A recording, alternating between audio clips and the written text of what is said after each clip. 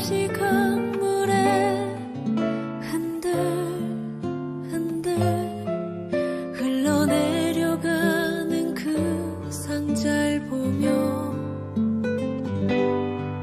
눈을 감아도 보이는 아이와 눈을 맞추며 주저앉아 눈물을 흘렸겠지.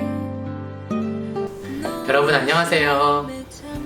지난 시간에 아기를 바구니에 담아서 나일강에 띄어보냈잖아요.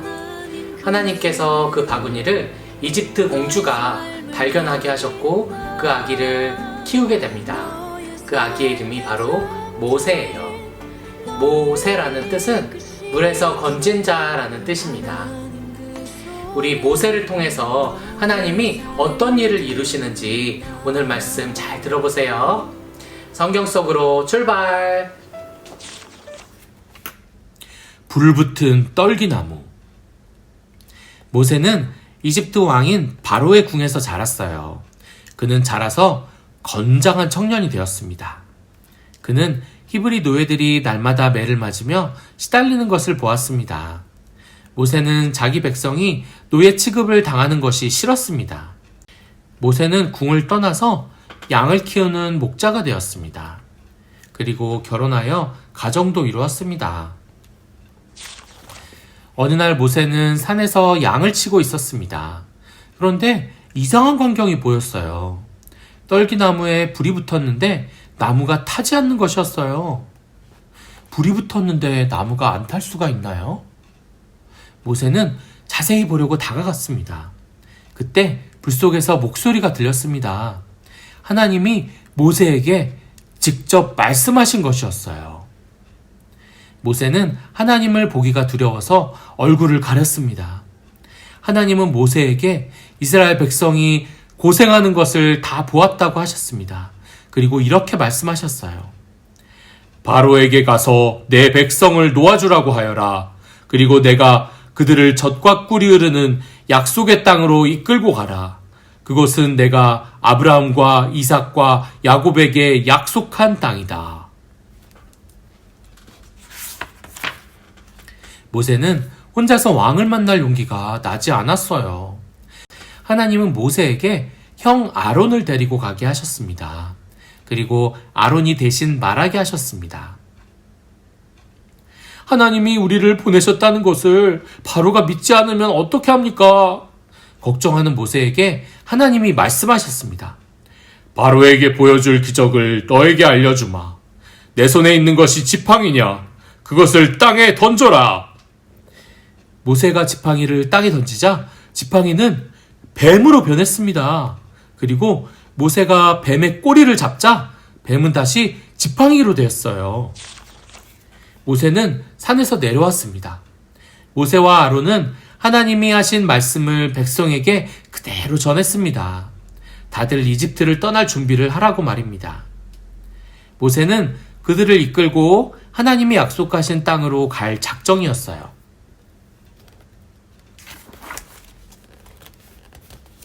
내 백성을 보내라. 모세와 아론은 바로를 만나러 갔습니다. 우리 하나님께서 당신에게 전하라고 하셨소. 당신은 우리 민족을 이집트에서 나가게 놓아주시오. 바로는 웃었습니다.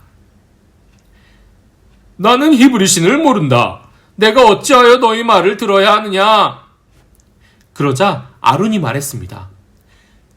우리 하나님은 크신 분이요. 그분이 하실 수 있는 일을 잘 보시오.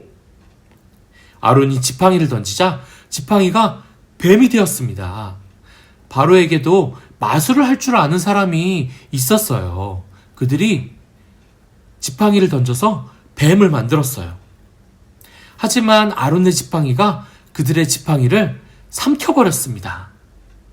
그래도 바로는 하나님의 능력을 믿지 않았어요. 그는 이스라엘 사람들을 보낼 생각이 없었습니다. 오히려 그들을 전보다 더 험하게 다루었어요. 하나님은 모세와 아론을 바로에게 다시 보내셨습니다. 이번에는 아론이 왕에게 이렇게 말했습니다. 왕은 이스라엘 백성을 보내지 않았소. 이제 하나님이 나일강의 강물을 피로 변하게 하실 것이오. 아론이 강에 지팡이를 대자 물이 빨갛게 붉게 변했습니다. 마실 물이 없어졌어요. 강의 물고기들이 숨을 쉴 수 없어서 죽어버렸어요.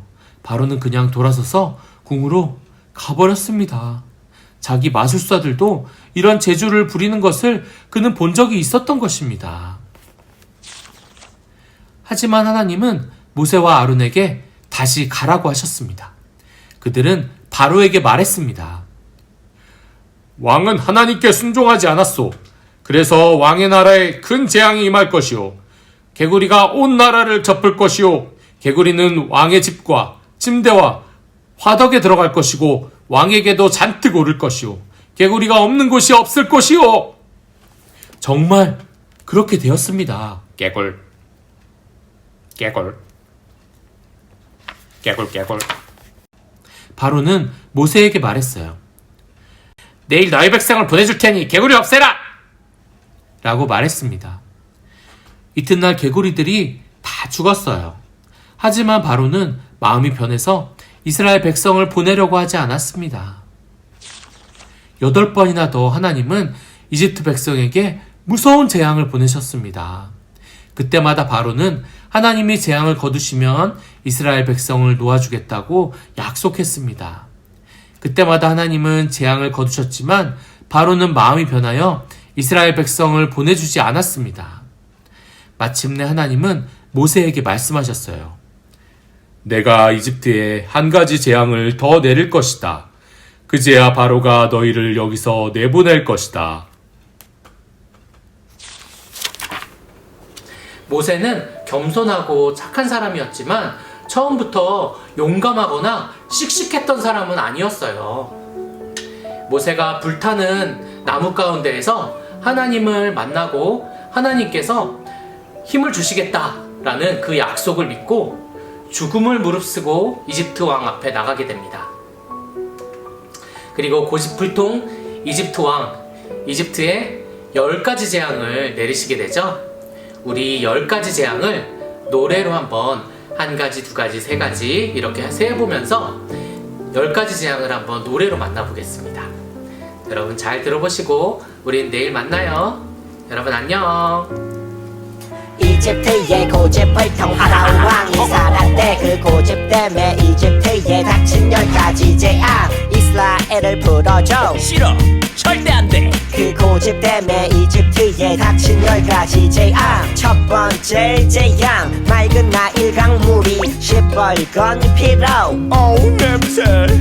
두 번째 재앙 이집트 온 땅에 개구리가 팔딱팔딱. 개구리가 팔딱팔딱. 세 번째 재앙 간지러운 이가 득실득실. 네 번째 재앙 파리가 온통 앵앵앵앵앵앵. 다섯 번째 재앙 모든 동물들이 다 죽었대. 여섯 번째 재앙 사람들에게 종기가 생겼대.